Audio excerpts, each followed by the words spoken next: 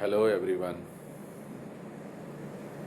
you all are most welcome in video class of Best Brain Biology.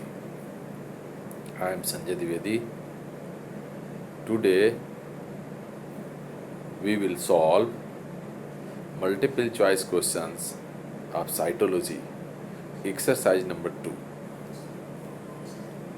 अब एक एक करके क्वेश्चंस को पढ़ेंगे, उनके ऑप्शंस भी बताएंगे, सही ऑप्शंस भी बताएंगे और यदि सही है तो उसका रीजन भी बताएंगे।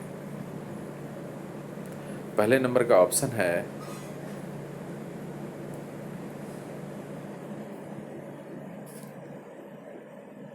The cell organelle found in plant. Plant में पाए जाने वाला सेल ऑर्गेनेल है। ऑप्शन में लिखा है गोल्गी कॉम्प्लेक्स, ये एनिमल में है। माइटोकॉन्ड्रिया प्लांट और एनिमल दोनों में होता है। प्लास्टिड्स सिर्फ प्लांट में होती है और राइबोसोम्स प्लांट और एनिमल दोनों में होता है। इस तरह से राइट आंसर सी हुआ, प्लास्टिड्स। क्लोरोप्लास्ट एक एनिमल सेल में भी पाया जाता है और उसका वो एक्सेप्शनल है और उसका नाम है euglena. Question number second, the green pigment chlorophyll present in plant is, very simple question, is chloroplast. Option number B. पहला ऑप्शन लिखा है chromoplast. Chromoplast are coloured plastids other than green. Question में green के लिए पूछा गया है। Ribosomes are not pigmented cell organelle. Question number 3, the bright color of ripe fruit are due to, the bright colors of fruits, ripe fruits are due to, option में लिखा है leucoplast, amyloplast, chloroplast और chromoplast. Answer है chromoplast. पके फल different colour के होते हैं, नॉन ग्रीन होते हैं और नॉन ग्रीन प्लास्टिड का नाम क्रोमोप्लास्ट है। Plant, question number 4, plant cell differ from animal cell because of. पहला ऑप्शन लिखा है the presence of cell wall and absence of chlorophyll in plant cell. इसमें से पहला पार्ट सही है, प्लांट सेल में सेल वॉल होती है, लेकिन दूसरा पार्ट गलत है, क्लोरोफिल भी होती है। सेकंड ऑप्शन है presence of cell wall and chlorophyll in plant cell. Yes, it is correct option, the presence of cell wall and chlorophyll in plant cell. C option देखते हैं, the absence of cell wall, it is wrong. D option देखते हैं, the absence of cell wall, again it is wrong. The right answer is B, plant cell differs from animal cell in having both cell wall and chloroplast. Question number 5, in which plastids are not found? निम्नलिखित में किसमें plastid नहीं पाए जाते? पहला option लिखा है blue green algae, दूसरा लिखा है बैक्टीरिया, तीसरा फंजाई, चौथा ऑल ऑफ द अबव। आपका सही आंसर है all of the above. Blue green algae और बैक्टीरिया प्रोकैरियोट हैं और उनमें मेम्ब्रेन बाउंड सेल ऑर्गेनेल यानी क्लोरोप्लास्ट या प्लास्टिड नहीं पाए जाते। ऑप्शन सी यूकैरियोटिक सेल है, फंगस, लेकिन उसमें फोटोसिंथेसिस और प्लास्टिड भी नहीं होती। इस तरह से क्वेश्चन नंबर 5 का राइट आंसर हुआ D option. Next question, question number 6 लिखा है GERL system was proposed by. GERL का पूरा नाम है गोल्गी कॉम्प्लेक्स, एंडोप्लाज्मिक रेटिकुलम और लाइसोसोम। इन तीनों के जुड़ने से जो सिस्टम बनता है उसको हम लोग GERL सिस्टम कहते हैं। GERL system is responsible for formation of lysosome, primary lysosome, and this system was proposed by Novikov. The option is right option is C. Next, Golgi complex is associated with Golgi complex किससे संबंधित है? Option लिखा है packaging and storage of material, yes it is correct. Cell plate formation, again it is correct. Secretion of different substances, yes it is correct. इस तरह से जब 4 में 3 ऑप्शन सही हों तो right answer is all of the above. Question number 8, during ultracentrifugation ER endoplasmic reticulum and bodies associated with it are separated as a fraction known as microsomes. Microsomes are not natural structures. They are formed during ultracentrifugation of endoplasmic reticulum. Question number 9. The most important function of endoplasmic reticulum is, the answer is first, protein synthesis. Due to association of ribosome on outer surface of endoplasmic reticulum, it helps in protein synthesis. The next question, 10th. In rapidly dividing cell, endoplasmic reticulum is highly developed, it is wrong. Poorly developed, as correct. Absent, no. Non-functional, no. The right answer is poorly developed, option number B. The next question is 11th.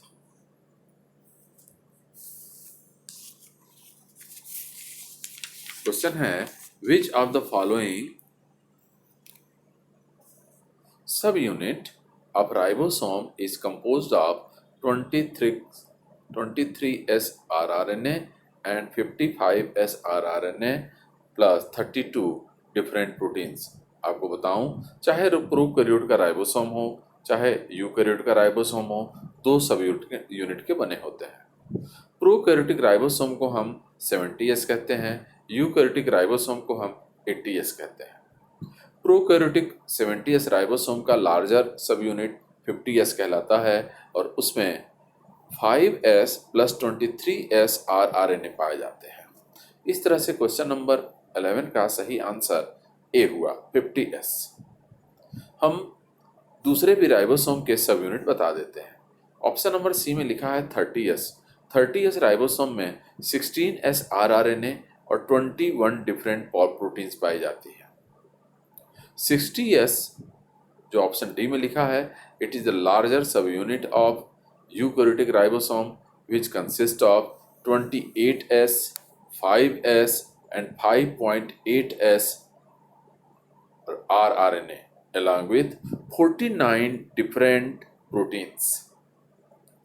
The smaller subunit of eukaryotic ribosome is 40S, which consists of 16 to 18S rRNA and 33 polypeptides.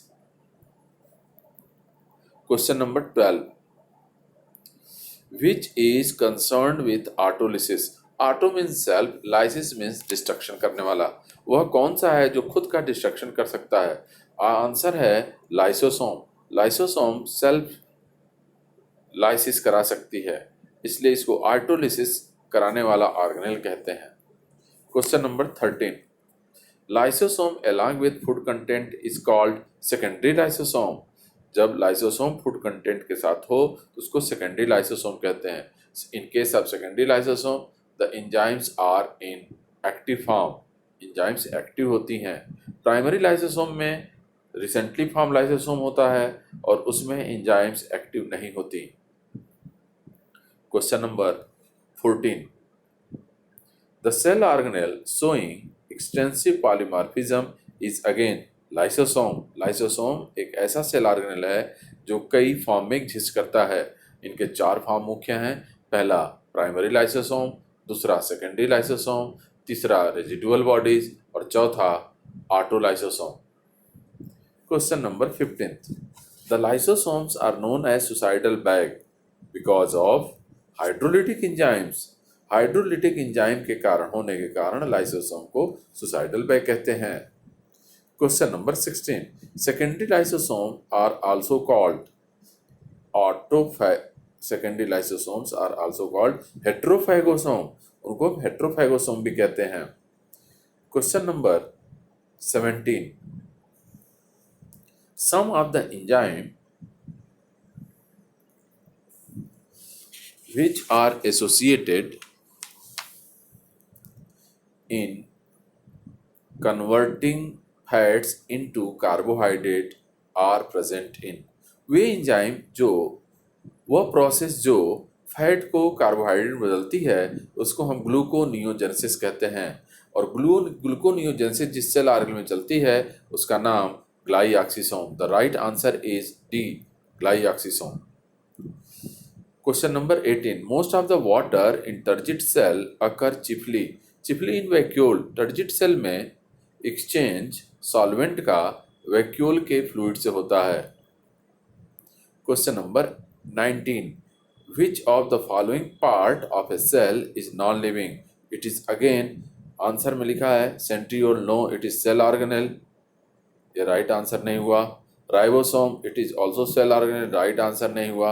Mitochondria is again right cell organelle, ये भी right answer नहीं हुआ। Cell organelles are living structures, ये पूछ रहा है non living, the answer is vacuole. Question number 20. Fluid part of cell called cell sap is the non living content of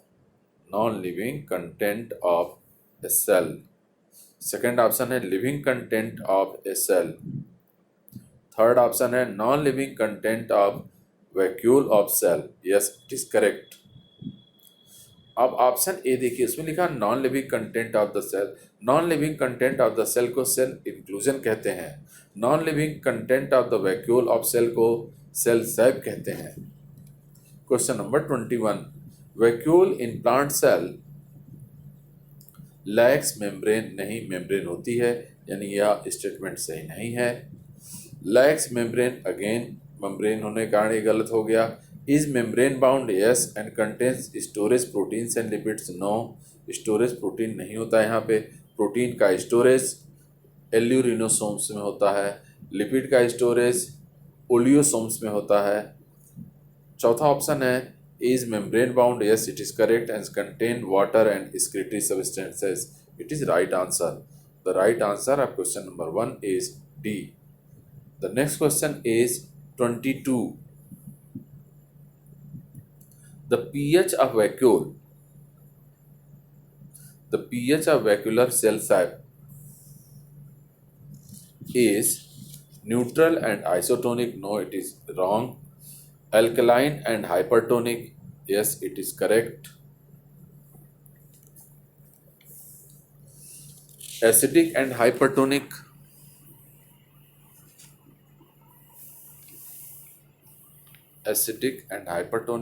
and equal to cytoplasm and isotonic। हम इसके बारे में आपको बताते हैं। Initially vacuoles are alkaline, later on it becomes neutral, and on maturity vacuoles are acidic and hypertonic। याद रखेंगे, initial stage में वैक्यूल एल्कलाइन होता है, उसके बाद वो न्यूट्रल हो जाता है, और and on maturity it is hypertonic and acidic. The option correct option of 22 question is C. Question number 23. The tonoplast is impermeable, permeable, semi-permeable, differentially permeable। Tonoplast is the membrane of vacuole which is differentially permeable। Tonoplast is a covering of Golgi complex, no। Is covering a layer of vacuole, yes। Covering of microbodies, no, microbodies are amembranous।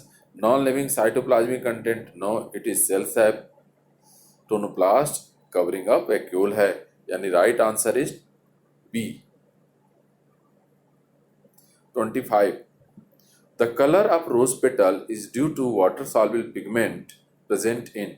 तो rose petal का जो colour है it is due to a pigment anthocyanin which is present in vacuoles. इस तरह से हम लोग cytology के सेकेंड एक्सरसाइज MCQ के 25 क्वेश्चंस के आंसर विथ रीजन जान चुके हैं।